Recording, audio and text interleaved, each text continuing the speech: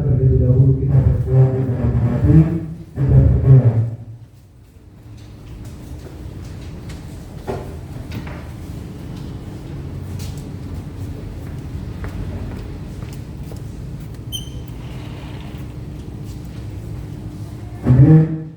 Kita bernyanyi dan memohon nama Tuhan.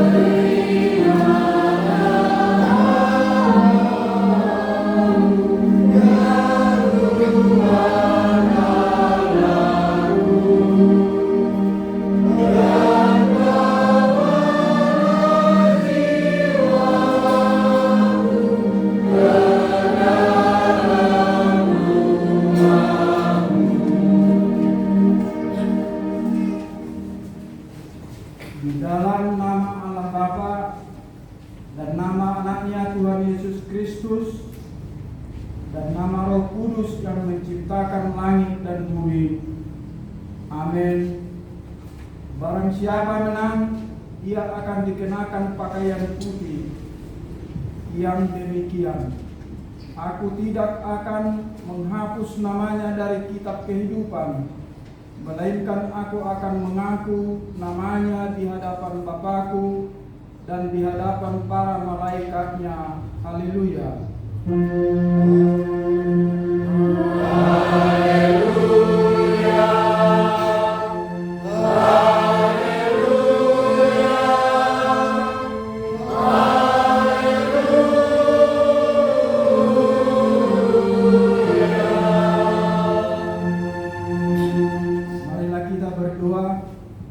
Ya Yesus Kristus, Tuhan dari orang yang hidup dan yang mati, hidup atau mati kami adalah milik-Mu.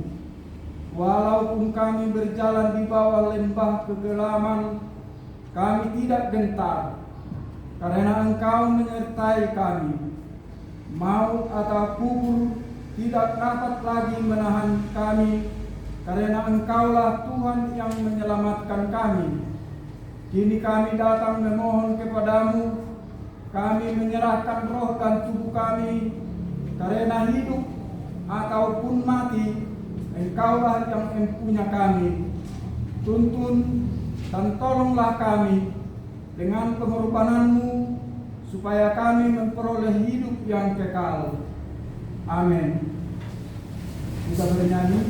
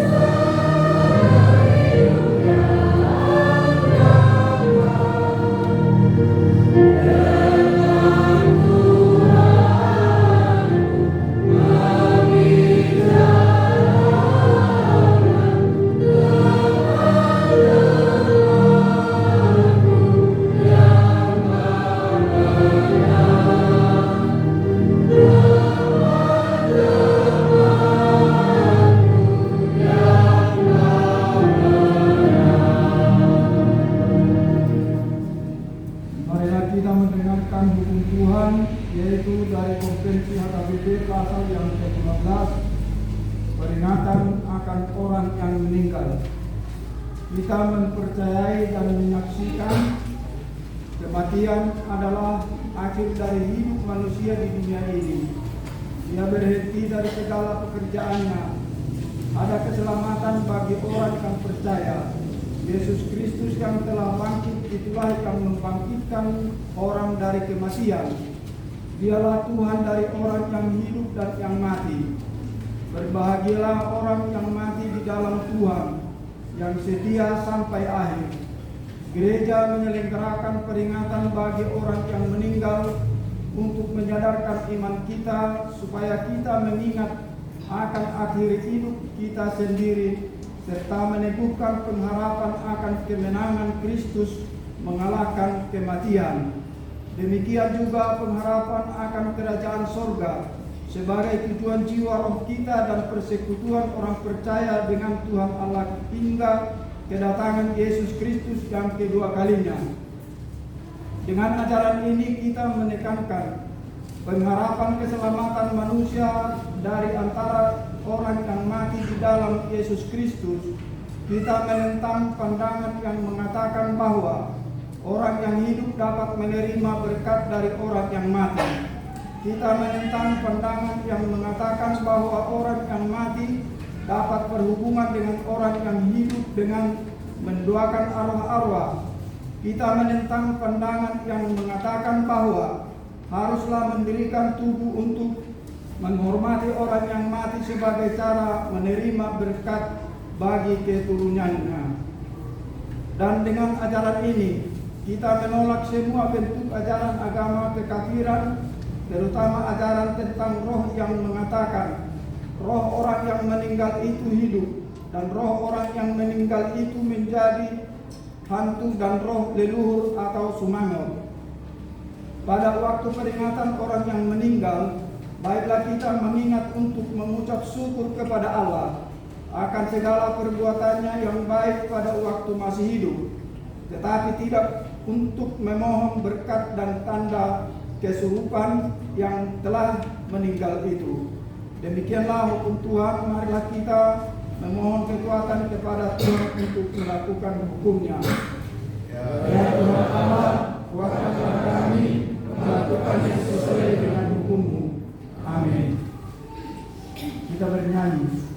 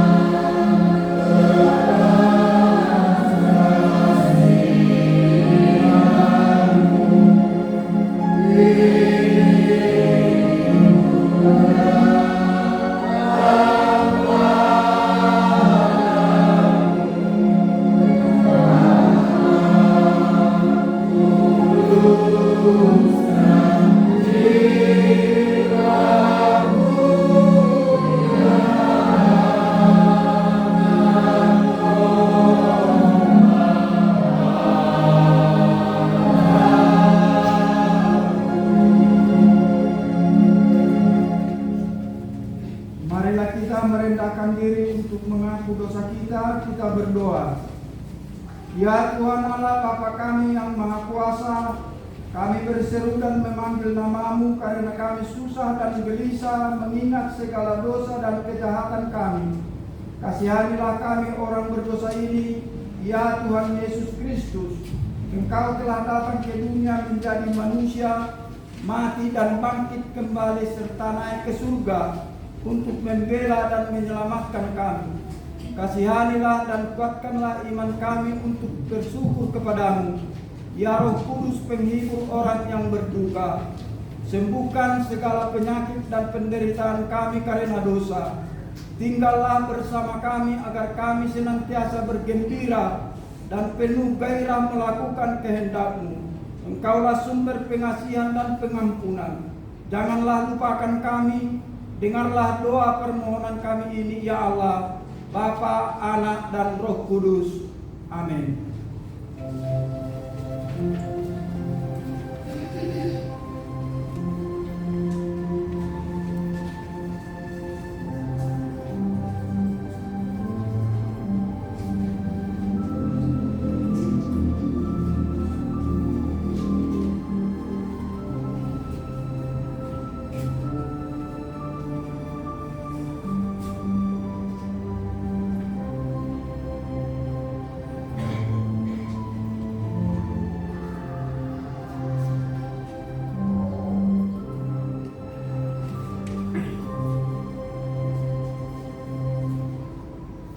Marilah kita mendengar janji Tuhan tentang pengampunan dosa. Siapakah yang akan menggugat orang-orang pilihan Allah? Allah yang membenarkan mereka. Siapakah yang akan menghukum mereka? Kristus Yesus yang telah mati, bahkan lebih lagi yang telah bangkit, yang juga duduk di sebelah kanan Allah, yang malah menjadi pembela bagi kita. Kemuliaan bagi Allah di tempat yang maha tinggi.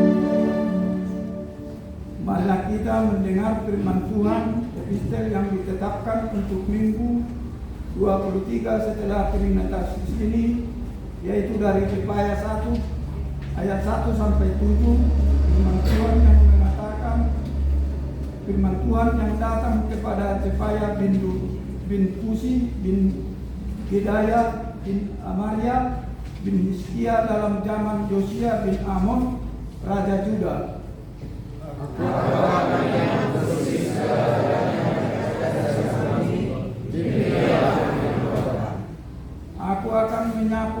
manusia dan hewan.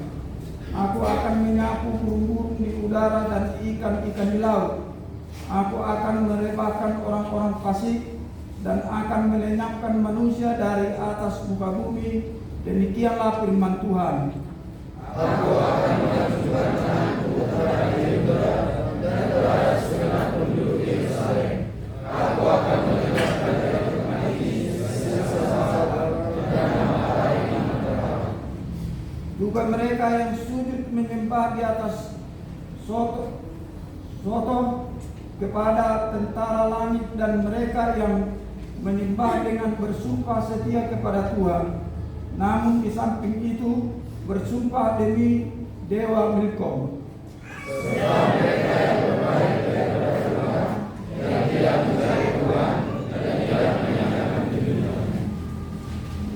Berdiam dirilah di hadapan Tuhan Allah, sebab hari Tuhan sudah dekat. Sungguh Tuhan telah menyediakan perjamuan korban dan telah memutuskan para undangannya. Demikian firman Tuhan. Berbahagialah orang yang mendengar firman Allah serta memeliharanya. Amin. Bernyanyi.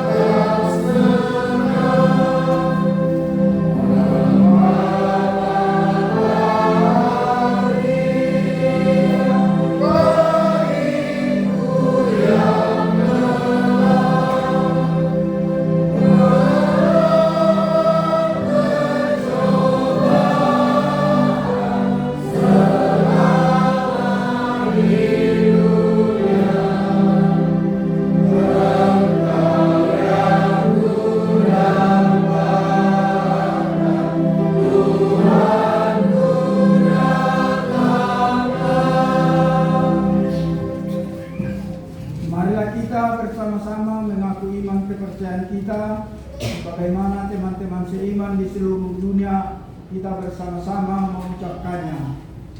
Aku percaya kepada Allah, Bapa yang Maha Kuasa, Khalid langit dan bumi.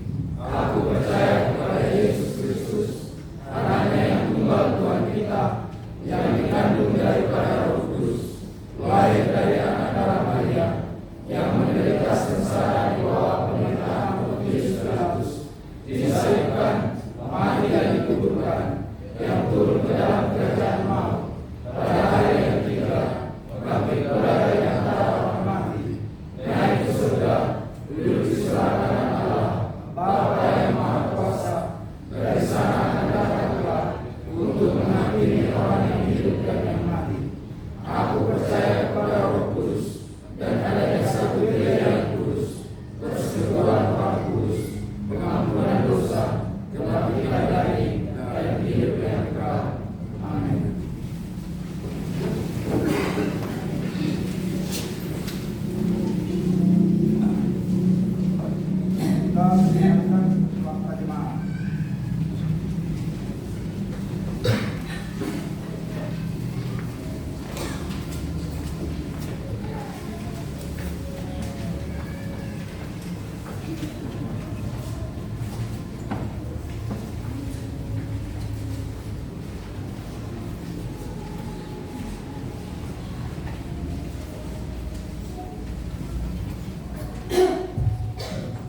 Shalom.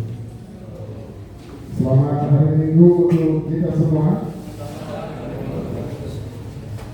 Bapak Ibu serta Naposo serta remaja Muriata, marilah kita mendengarkan dan membaca warta Jumat pada pagi hari ini, yaitu Minggu ke-23 setelah Trinitatis, dengan topik penghakiman yang terakhir, Minggu 23 November 2025.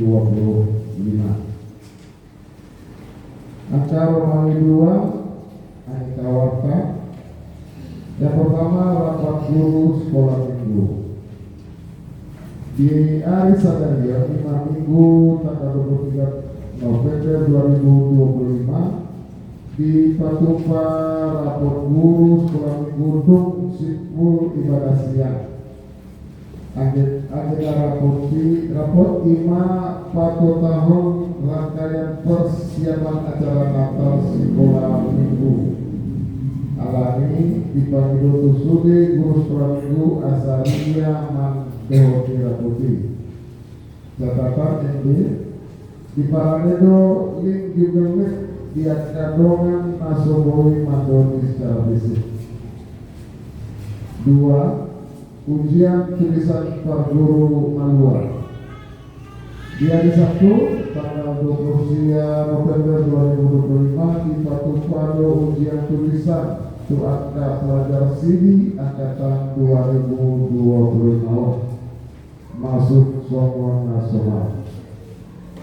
Angka Romawi nomor 3, penggalangan dana Natal remaja.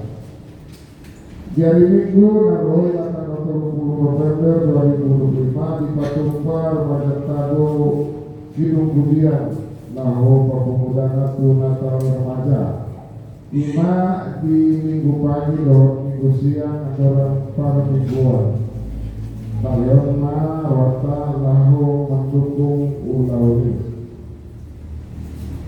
3 Romawi jadwal pelayanan harian.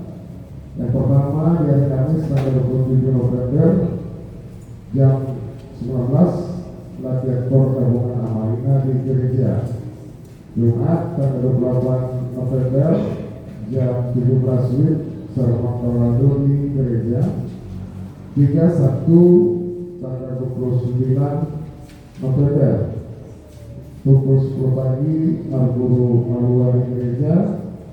Kemudian di hari Sabtu tanggal 29 November pukul 17.30 latihan organis dan sosial di gereja. 4 Romawi ayat harian, 5 Romawi keuangan mulia, 6 Romawi rincian kehadiran yang datang per minggu tanggal 16, kemudian 7 Romawi dapat kita lihat di tertib acara kita masing-masing. Kemudian selanjutnya laporan keuangan kas remaja yang kami terima sampai saat ini, yaitu uang masuk sampai tanggal 8 November adalah 3.095.000. Kemudian di minggu tanggal 9 November masuk sebesar 258.000. Kemudian di minggu tanggal 16 masuk uang sebesar 611.000. Maka saldo sementara adalah 3.964.000. Pengeluaran sampai saat tanggal 15 November itu sebesar 500.000. Maka sampai saat ini saldo akhir dari kas Natal remaja sebesar 3.464.000 rupiah. Selanjutnya Bapak Ibu sekalian akan saya bacakan pesan surat datang dari distrik AKBP, yaitu pesan Sinode AKBP distrik Kepulauan Riau yang kemarin dilaksanakan tanggal 17 sampai 18 November. Kuria Kesempatan Protestan HKBP Distrik 20 Kepulauan Riau. Kepada yang terkasih seluruh jemaat dan majelis HKBP Distrik 20 Kepulauan Riau di tempat. Kasih setia dan damai dari Allah Bapa dan Anaknya Tuhan Yesus Kristus dan Roh Kudus kiranya menyertai kamu sekalian. Amin. Terpujilah Tuhan Yesus Kristus, Raja Gereja yang senantiasa setia melindungi umatnya dalam setiap sendi pelayanan kita. Kita menyaksikan bahwa hanya karena belas kasihan Tuhan sehingga gereja hadir sebagai pernyataan tubuh Kristus di dunia. Syukur kepada Tuhan karena Sinode HKBP Distrik 20 Kepulauan Riau telah berjalan dengan baik dari tanggal 17 sampai 18 November 2025 yang bertempat di Gedung Sekolah Minggu HKBP Batam Center yang dihadiri 81 orang peserta dari 94 peserta yang diharapkan hadir. Sinode Distrik 20 Kepulauan Riau dibuka dengan ibadah untuk memohon kekuatan kepada Tuhan sehingga hal-hal yang dibicarakan di dalam Sinode Distrik didasarkan pada firman Tuhan dan menjadi garam bagi seluruh peserta Sinode Distrik yang tengah mempergumulkan hal-hal sehubungan dengan program kerja tahun 2026. Sebagaimana firman Tuhan dalam Ulangan 6 ayat 4. Dengarlah hai Israel, Tuhan itu Allah kita, Tuhan itu Esa. Itulah yang menjadi bekal bagi seluruh peserta rapat agar sungguh-sungguh mendengarkan firman Tuhan di tengah-tengah keluarga dan hidup sehari-hari. Firman Tuhan tersebut turut menjadi dasar pelayanan di HKBP Distrik 20 Kepulauan Riau tahun 2026, yaitu tahun transformasi pengajaran iman di tengah keluarga. Dalam Sinode Distrik ini telah diperbincangkan dengan seksama agar setiap keluarga kembali mengadakan persekutuan keluarga atau ibadah keluarga di setiap jemaat. Dalam ibadah keluarga tersebut akan dilaksanakan 1. Pengajaran firman Tuhan kepada anak. 2. Membaca dan mendalami firman Tuhan. 3. Menggumulkan firman Tuhan di tengah keluarga. Serta kita akan melaksanakan ibadah keluarga sedikitnya 1 kali sebulan di setiap ibadah minggu di segenap HKBP Distrik 20 Kepulauan Riau. Kita bersyukur atas kesungguhan HKBP Distrik 20 Kepulauan Riau untuk memenuhi tanggung jawab kepada HKBP melalui BPSK, yaitu Badan Pengelola Sentralisasi Keuangan HKBP, karena telah dapat mencapai urutan nomor 4 di penyetoran dana sentralisasi kepada HKBP.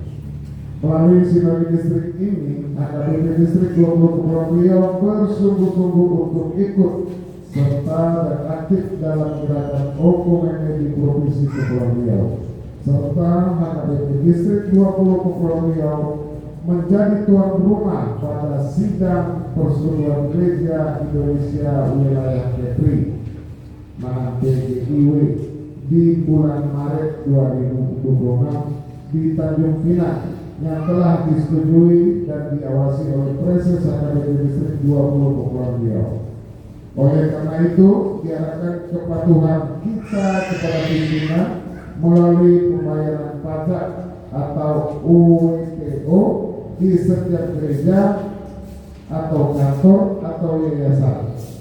Pada tahun 2027, HKBP Distrik 20 Kepulauan Riau berumur 25 tahun. Maka sehubungan dengan itu, kita akan mengadakan pesta olok-olok 25 tahun Distrik 20 Kepulauan Riau.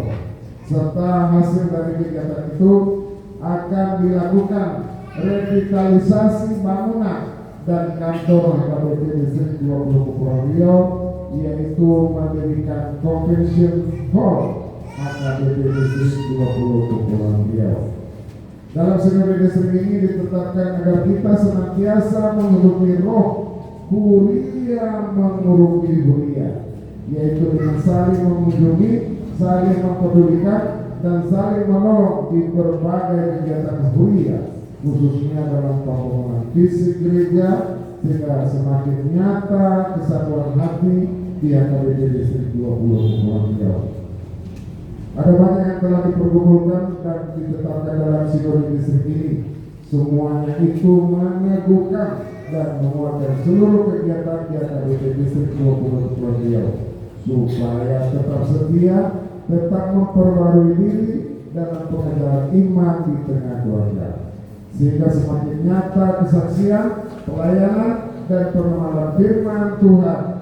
Kita menghidupi firman Tuhan yang tertulis dalam 1 Timotius 4 ayat 7b sampai 8. Latihlah dirimu beribadah.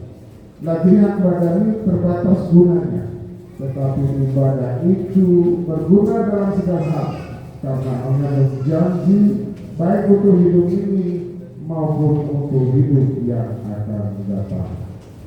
Kiranya Tuhan memberi hikmat dan senantiasa mendukung seluruh pelayanan dan jemaat HKBP melalui panggilan pelayanan yang sampai kepada kita di dalam Yesus Kristus.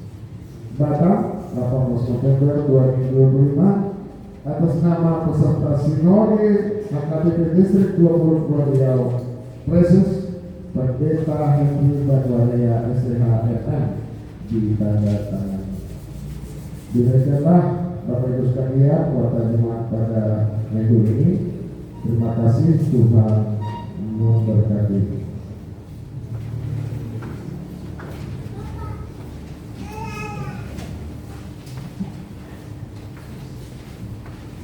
Masuklah kita mengenang orang yang meninggal.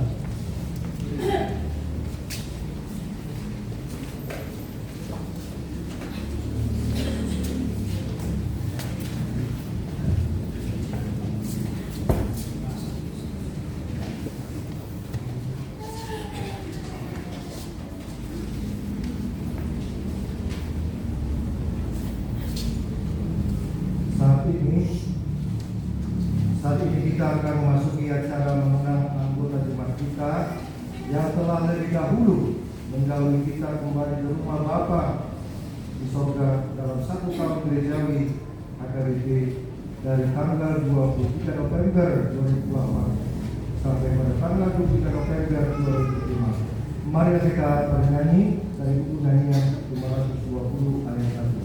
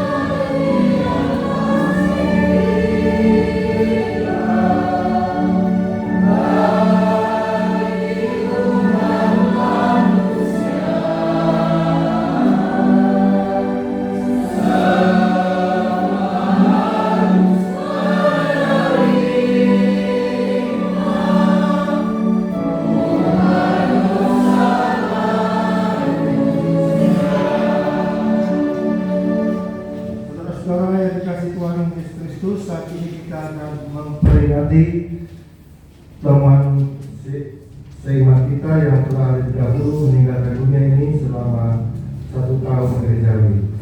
Adapun acara ini bukanlah untuk mengingat-ingat kesedihan yang lalu, namun acara ini mengingatkan kita bahwa kita pun telah seperti mereka yang sudah meninggalkan dunia ini. Kita mengimani bahwa kematian bukanlah akhir dari perjalanan kita, tetapi kematian adalah pintu masuk memasuki kehidupan yang baru bersama Tuhan. Seperti yang disaksikan Rasul Paulus kepada jemaat Korintus yang mengatakan, Tuhan sendiri akan turun dari singgasananya bersama para malaikat pada waktu bunyi nafiri yang terakhir.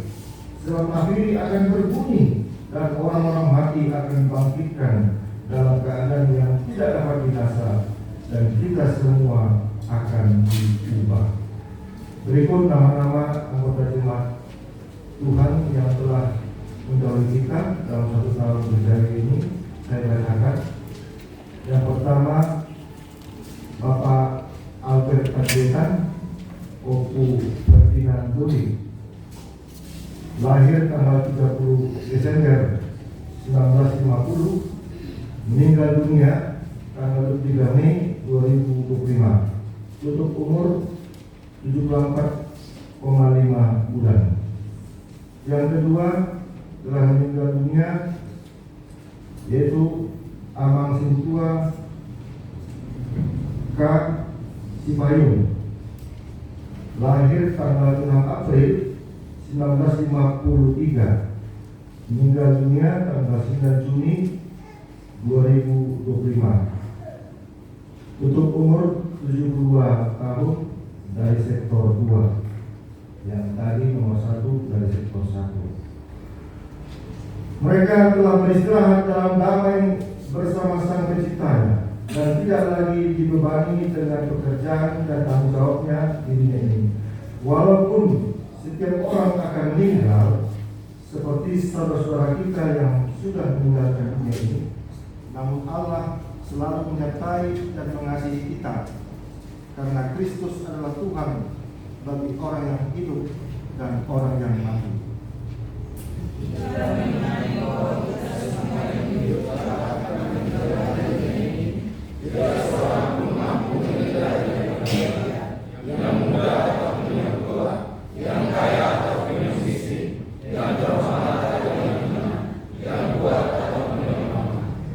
Dalam Wahyu 20 ayat 12 dituliskan, dan aku melihat orang mati, besar dan kecil, berdiri di depan takhta itu. Lalu dibuka semua kitab, dan dibuka juga sebuah kitab lain, yaitu kitab kehidupan.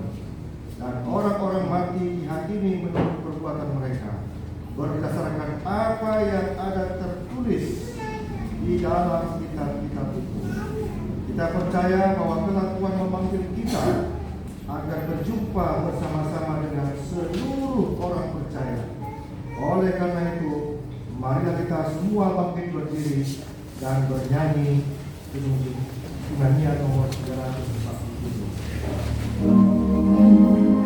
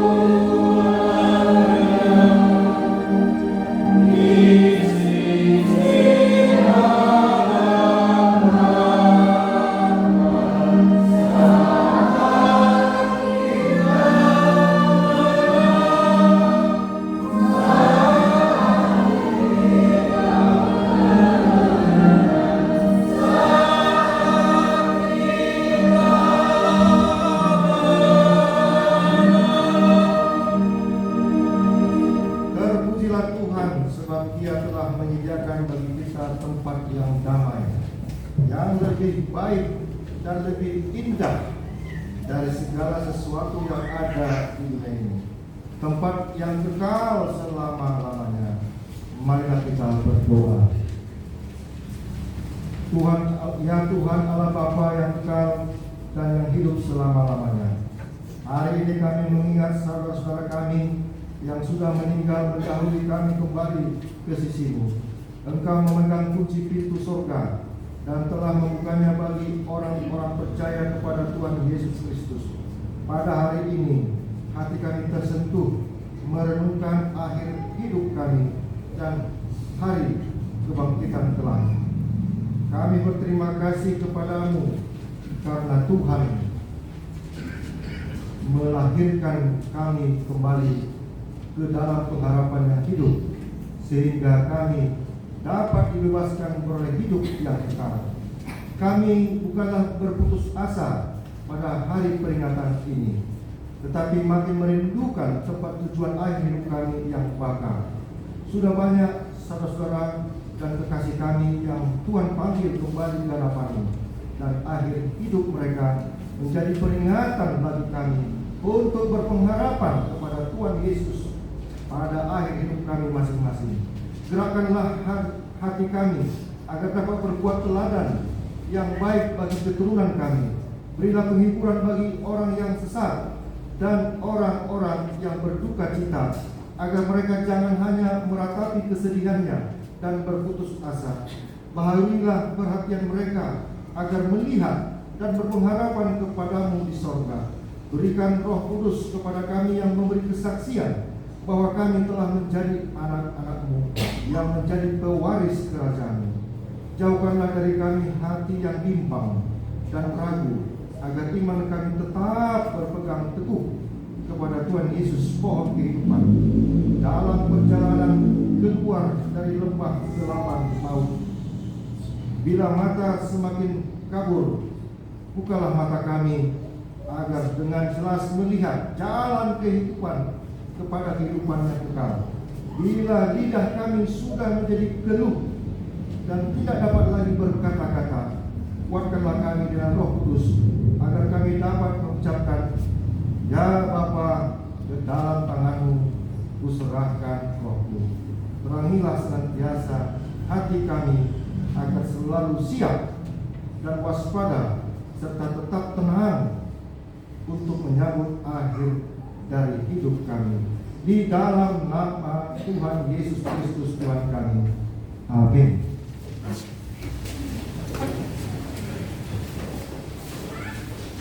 Kita kembali bernyanyi dan menyerahkan persembahan 1A dan 1B.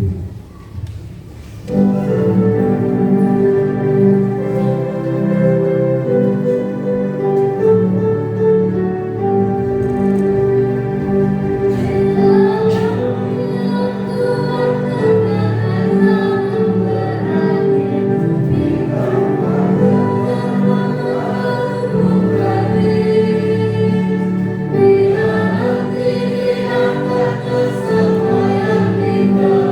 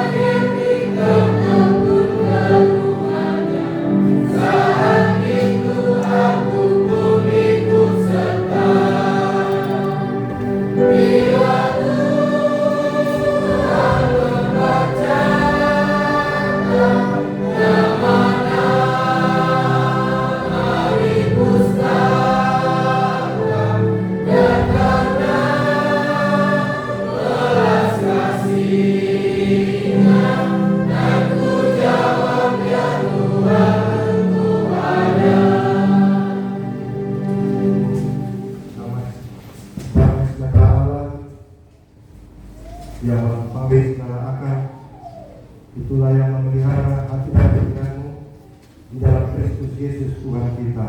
Amin.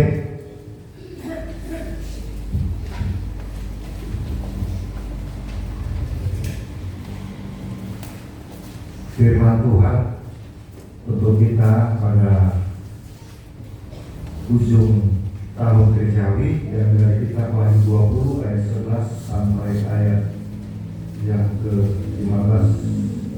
Inilah perikop ayat yang terakhir di kitab Perjanjian Baru. Saya bacakan untuk kita, mari kita mendengarkannya. Hukuman yang terakhir. Lalu aku melihat suatu tahta putih yang besar, dan Dia yang duduk di atasnya. Dari hadapannya lenyaplah bumi dan langit, dan tidak ditemukan lagi tempatnya. Dan aku melihat orang-orang mati, besar dan kecil, berdiri di depan tahta itu.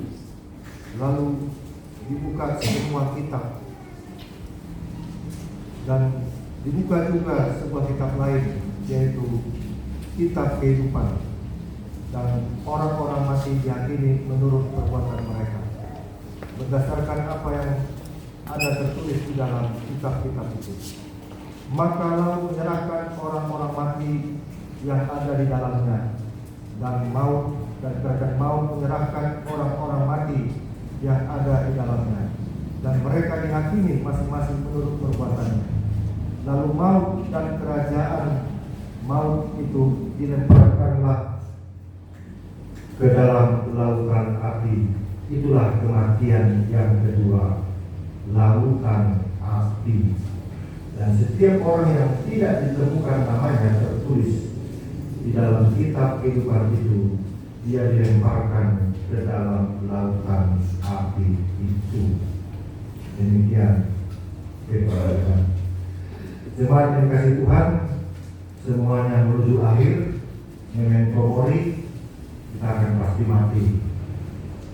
Karena hidup kita ini bergerak menuju garis akhir. Maka kita dalam hidup ini biasa untuk berpikir sepintas, seperasaan, berangkat dari akhir ke sekarang, hari ini. Mungkin selama ini kita menjalani hari-hari sepertinya dari awal menuju akhir, tapi kita belum merasakan akhir hidup kita. Tapi tadi kita disadarkan dengan penuh dengan rangkaian kata-kata.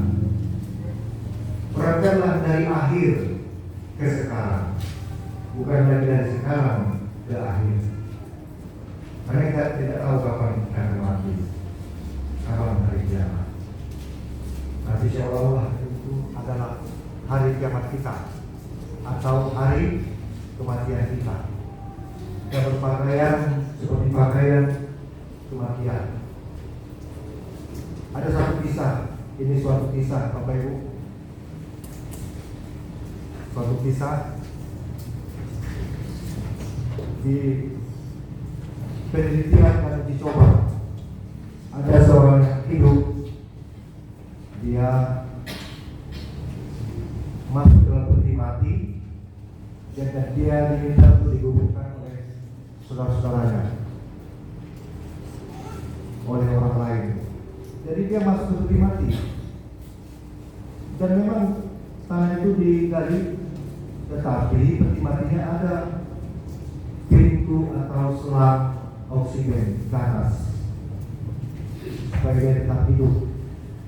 Ini suatu bentuk uji coba apa yang terjadi yang dirasakan manusia ketika mencoba merasakan bagaimana di dalam kuburan. Lalu dibuatlah orang yang hidup ini di dalam peti mati dan dikuburkan, tapi ada corong semacam oksigen di dalam hidungnya agar tidak mati. Hari pertama Bapak Ibu, dia mau merasakan sekitar tubuh hidupnya, bagaimana rasanya. Sudah mulai terjadi kelembapan, lembab. Hari kedua dia berpikir dan mulai gelisah.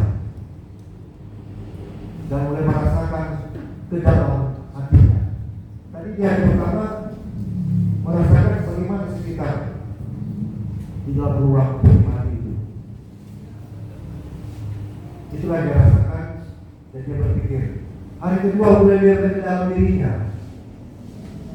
bagaimana rasanya mati ini. Tidak ada pergerakan aktivitas interaksi dengan yang lain, hanya udara. Hari ketiga Bapak Ibu, dia mulai merasakan, yaitu tubuhnya sudah semakin lemas karena tidak bisa bergerak, terbatas ruang geraknya. Hari keempat, dia mulai merasakan mengingat-ingat akan dosa-dosanya. Dia mengingat akan dosa-dosanya kepada orang tuanya, kepada anak istrinya, pada waktu dia masa muda. Hari kelima Bapak Ibu, ada yang tertinggal dari dosanya yang belum dia selesaikan. Dia mengingat orang yang dia rasakan hubungan yang belum mendekat di dalam damai sejahtera. Pada dikatakan di sana rest in peace, beristirahat dengan damai. Hatinya tidak damai, ada yang tertinggal. Apalagi disiksa dosa yang bercokol dalam diriku, menghalang diriku, namaku disebut di dalam buku kehidupan. Sampai hari yang ketujuh Bapak Ibu, itulah hari dia sudah tersiksa. Dia berteriak, dia buat satu kode di dalam sorong itu sampai ke atas, karena teman-temannya terus memantau monitor yang terjadi. Karena di awal berikan kode tanda kalau tidak sanggup lagi atau hampir mati, betul sungguh-sungguh mati. Sampai di situ Bapak Ibu. Itulah cerita orang yang mencoba tes dirinya mati. Jadi yang mau dimaksud di sini Bapak Ibu semua menuju akhir. Lalu dia setelah jabat, dia dikembalikan, digali lagi, kemudian dia hidup, dia lemas, dibawa ke rumah sakit. Di situ dia merasakan bagaimana betapa yang dalam firman Tuhan. Di saat kita mati, kita merasakan ketersiksaan, dan kita akan ingat tubuh kita ini mati Bapak Ibu. Tubuh kita ini akan menjadi debu, tulang belulang. Tapi ada satu yang tidak bisa kita lupakan kepada, yaitu karakter kita dan masa hidup kita. Sesuai perbuatan-perbuatan kita. Kalau perbuatan baik Bapak Ibu itu indah sekali, itu harum di mata Tuhan. Tapi justru yang ingat masa-masa kegelapan perbuatan kita yang jahat, sepertinya ada aurat kita sendiri yang mengingatnya. Tidak perlu lagi Tuhan ingat-ingat. Meskipun Tuhan tahu, Maha tahu apa yang terjadi dalam kehidupan kita. Tapi disitulah ada inti dirinya sendiri dan mengingat adanya sesuatu yang menjadi penghalang atau mengingat akan dosa. Nah Bapak Ibu, firman ini juga mengatakan ada 3 masa penglihatan Nabi Yohanes. Pada waktu itu Kaisar Domitianus pada tahun 95 Masehi, orang Kristen disiksa, dibunuh. Siapa yang mengaku Yesus adalah Tuhan dibunuh. Karena Kaisar Domitianus mengatakan hanya tunggal yang berkuasa di sini, menyembah saya sebagai Kaisar, tidak ada yang lain termasuk Tuhan. Jadi kalau ada perdebatan orang Kristen menyembah Tuhan, ini disiksa dan dibunuh. Lalu karena Yohanes adalah suatu tokoh, lalu Yohanes dibuang ke Pulau Patmos. Pulau yang sejenisnya tidak ada orang-orang, supaya yang mau dikatakan Kaisar Domitianus yang sangat besar ini lepaskanlah khotbah itu ke pohon-pohon alam, ke hutan-hutan, agar ada orang yang perlu mendengar khotbah. Tetapi justru di situ Yohanes mendapatkan penglihatan wahyu, inilah wahyunya. Melihat ada 3 sesi 1000 tahun. Nah, angka 1000 Bapak Ibu dan tolong kita jangan ukur tanggal berapa, kapan, dan kapan berakhir 1000 tahun. Ini suatu masa penggenapan dari mulai Adam, Hawa sampai hari ini akan digenapkan dalam suatu 1000 tahun. Kalau kita baca di ayat 1, itu 1000 tahun yang pertama kehidupan manusia. Jadi kita ini dari Adam Hawa sampai hari ini, itu satu penggenapan 1000 tahun. Artinya kata 1000 penggenapan, tidak ada lagi situ ruang gerak. Sudah tertutup, sudah terkunci. Tidak ada lagi ampuni aku Tuhan, ampuni Tuhan, tidak ada lagi. 1000 tahun yang kedua, Bapak Ibu, inilah Tuhan melihat dia menghukum ular naga itu. Kalau dikatakan di ayat sebelumnya namanya bahasa Batak simbolis dan setan. Ini dikatakan sini iblis dan setan. 1000 tahun yang kedua, iblis dikurung bahkan dijatuhkan ke api neraka yang menyala-nyala, yang tidak habis-habisnya api neraka. Itu kenapa? Karena Tuhan marah pekerjaan iblis ini menghancurkan, bayangkan, merusak pekerjaan iblis, merusak. Dan bertobat-tobat iblis ini. Ini membuat tugas iblis Tuhan marah. 1000 tahun dikerangkeng, dijatuhkan ke api menyala. Itu penggenapan yang kedua. Nah, inilah dari penggenapan yang terakhir. 1000 tahun yang ketiga.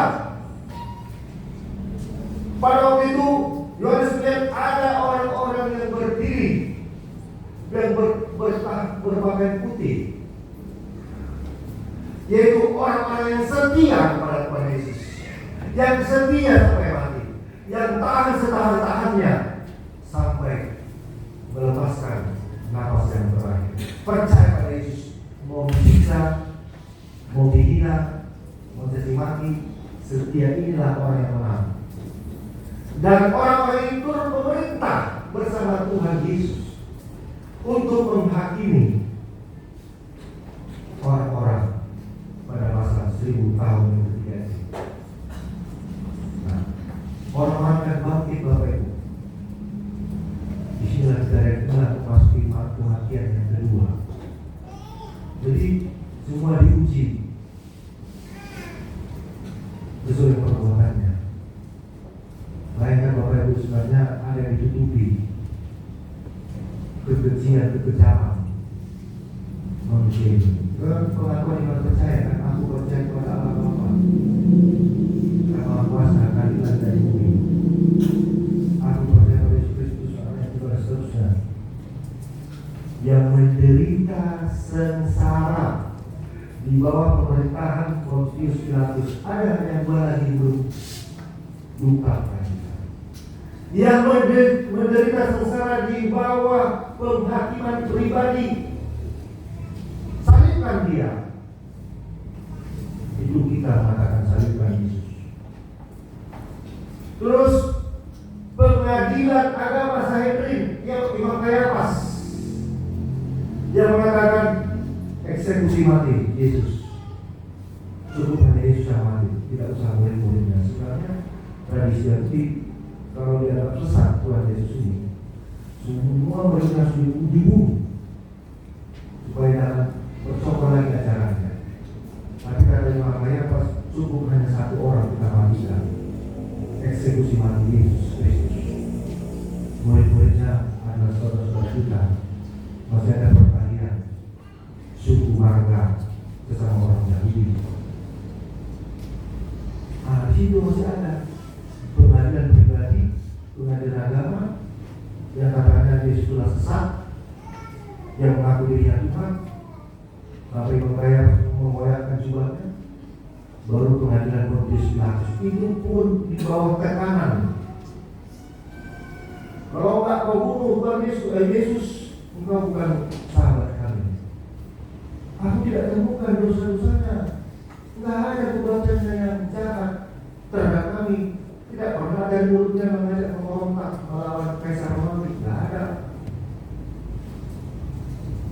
Mau cuci tangan si Pontius Pilatus. Pas mau cuci tangan itu, kalau kau tidak bunuh, kau salibkan Tuhan Yesus, engkau bukan sahabat kami. Kita tidak berteman. Kami akan memberontak. Nah, itulah pengadilan, tiga pengadilan. Bayangkan, berarti ikut pribadi seseorang menyalibkan Yesus karena ikut pengadilan agama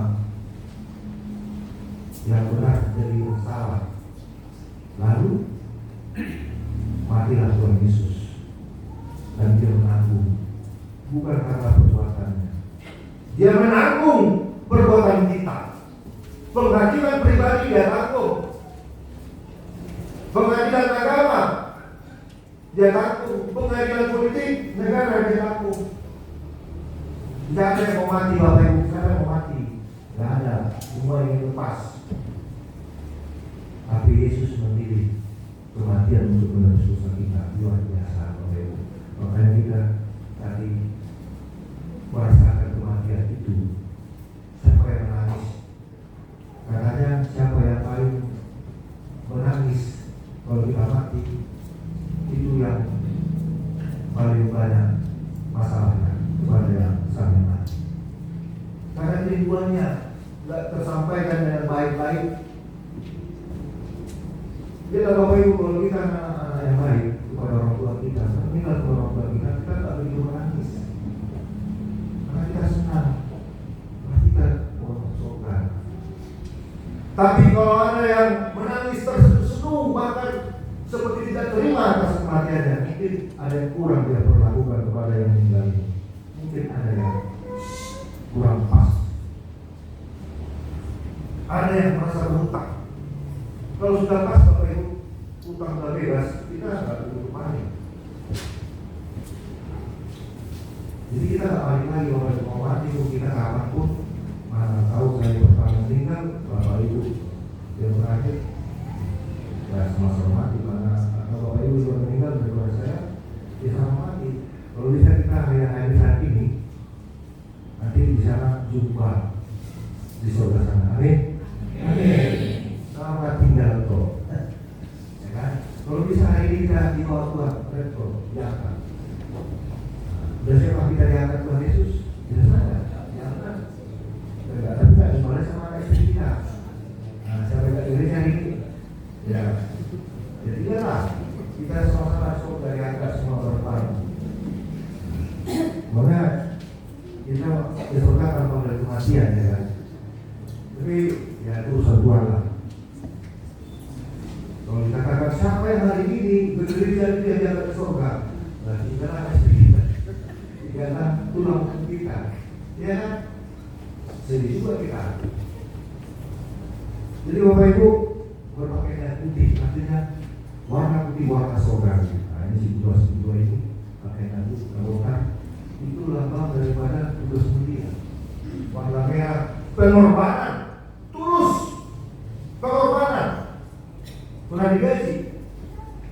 Kalau kayak pendeta di hitam penuh dengan penderitaan dan kesengsaraan. Jadi kita berpakaian hitam penuh kesengsaraan. Nah, mungkin ada teman-teman yang tidak berpakaian hitam contohnya yang nggak mau sengsara. Lalu nanti kita tahu juga ya sengsaranya juga itu kematian. Tapi berpakaian jadi penilaian kita bukan, tapi hati kita sengsara. Bayangkan, saya tadi bayangkan kalau misalnya saya mati umur 89 tahun, pas ulang tahun PBB 200 tahun jubileum, berarti 53 tambah 39 umur saya. Besok bahagia seperti 10 waktu di sekolah untuk umur 89 tahun, tahun 7 Oktober 2000 berusia. Buat Bapak Ibu tanda akhir, minta sama Tuhan kapan kita mati. Memang Tuhan yang menentukan, tapi minta lebih panjang. Mudah-mudahan kita semua hidup umur 100 tahun. Amin. Tapi sehat. Nah, kalau sakit-sakit, ya udahlah. Bawa Tuhan daripada ini semua cucu-cucu nggak bisa bergerak, jaga-jaga. Jadi mari kita Bapak Ibu, hari ini kita diingatkan Tuhan dengan COVID, yaitu penghakiman yang terakhir.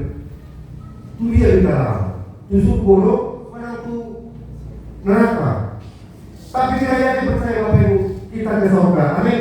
Karena kita percaya pada Yesus, dia akan berpindah dari kegelapan kepada terang. Hanya saya tinggal satu yang belum selesai di antara kita. Kalau Tuhan sudah selesai, dia mati dari surga. Sudah selesai memikul salib. Sekarang kamu yang belum selesai, kata Tuhan. selesaikan hubunganmu dengan tonggomu, anak kakek ataupun saudaramu, familimu. Selesaikan hubunganmu dengan pekerjaanmu, tuntaskan. Selesaikan studi pendidikan anak-anak remaja, tuntaskan. Selesaikan semuanya pekerjaan dengan baik. Kita belum selesai, tapi Tuhan sudah selesai. Dalam arti menabung, Dia terus memberkati kita, Dia memantau kita, Dia memberkati. Ketika kita berdoa, Tuhan sedang memberkati. Ketika kita bekerja, Tuhan sedang memenuhi atau membuahi hasil yang baik. Amin. Kita berdoa. Terima kasih Tuhan, hari ini kami bahagia, senang hati bergembira di hari ujung tahun gerejawi saat ini. Semuanya akan berakhir, semuanya akan selesai pada waktunya. Tuhan, tadi kami memperingati orang-orang yang meninggal dunia, para orang tua kami yang sudah berumur 74 tahun dan 72 tahun adalah orang tua kami. Tuhan, biarlah keluarga mereka Engkau kuatkan, Engkau hibur bahwa kematian adalah akhir kehidupan ini, tetapi kami akan dibangkitkan dan hidup bersama-sama Tuhan Yesus di sorga. Tuhan, demikian juga pendidikan masing-masing. Kami tidak tahu kapan Tuhan panggil, tapi panggillah kami Tuhan ketika kami senantiasa di dalam kasih karunia-Mu, ketika kami senantiasa dalam iman yang setia sampai mati di dalam Tuhan Yesus. Tuhan, berikanlah kami umur yang panjang dan sehat. Berikan Tuhan kami semangat menjalani hidup ini. Apapun persoalan pergumulan, kami bersama Tuhan, Tuhan beserta kami. Terima kasih Bapak, berkati tiap-tiap kami pribadi, apapun dalam harapan-harapan kami, capaian-capaian kami ke depan, anak-anak kami dalam studi pendidikan, berikan mereka naik kelas atau lulus pada waktunya. Yang dalam pekerjaan, berikan karir yang lebih baik. Yang sedang mencari pekerjaan, berikan pekerjaan yang baik. Dan dalam studi untuk mencapai cita-cita Tuhan dalam pelatihan dan studi mereka, berkati sehingga mereka beroleh kepastian menjadi seorang pekerja yang baik. Terlebih juga di sini Tuhan akan melihat langsung para siswa SPN di Polda Kepri ini di tahun angkatan ini. Tuhan, berkati mereka semua di Tuhan menjadi anggota Polri yang baik dan takut akan Tuhan. Kami yakin dan percaya Tuhan bahwa anak-anak ini Engkau pakai agar menjadi alat-alat untuk menghadirkan kerajaan Tuhan di tengah-tengah pekerjaan mereka. Berkati orang tua mereka yang telah bersusah payah memperjuangkan anak-anak. Terima kasih Bapak surga. Biarlah seluruh hidup kami ini kami serahkan dalam tangan pengasihan-Mu. Di dalam nama Tuhan Yesus Kristus sebagai hakim yang terakhir dan yang membawa kami dalam surga, Yesus Juru Selamat kami yang hidup, kami berdoa. Amin. Kita puji Tuhan, kita bernyanyi dan menyerahkan persembahan 2A dan 2B.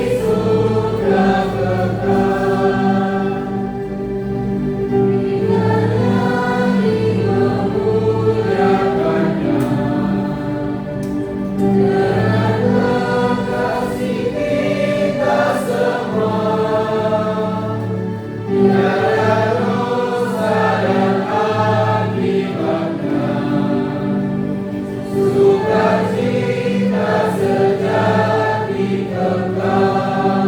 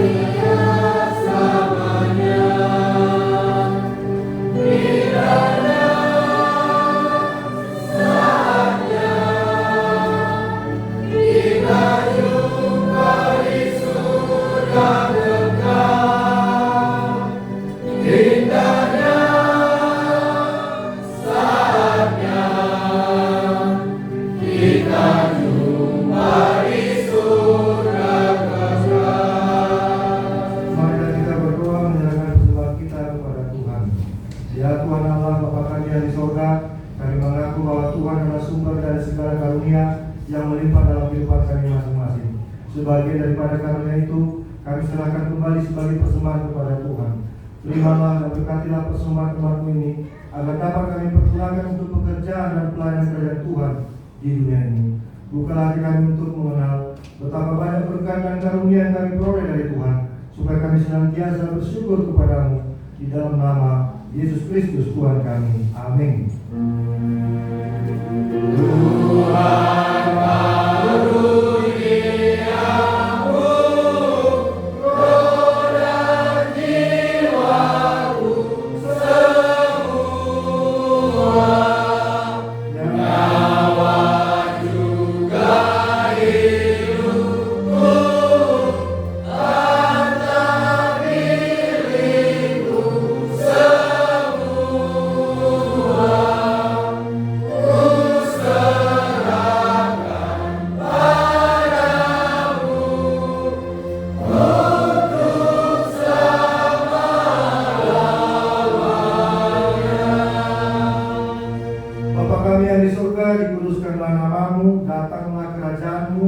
Jadilah kehendak-Mu di bumi seperti di sorga.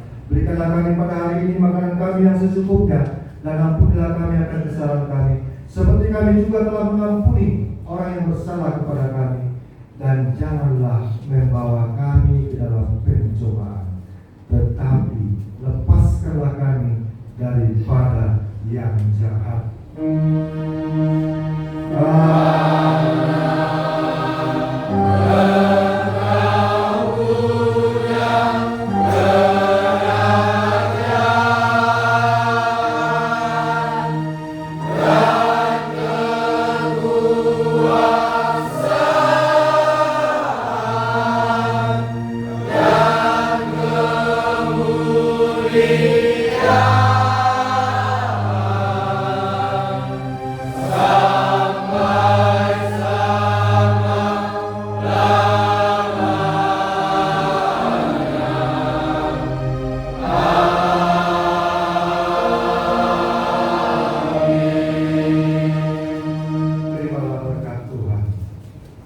Tuhan memberkati engkau dan melindungi engkau. Tuhan menyinari wajahnya kepada engkau dan memberi engkau kasih karunia-Nya. Tuhan menghadapkan wajahnya kepada engkau dan memberi engkau damai sejahtera.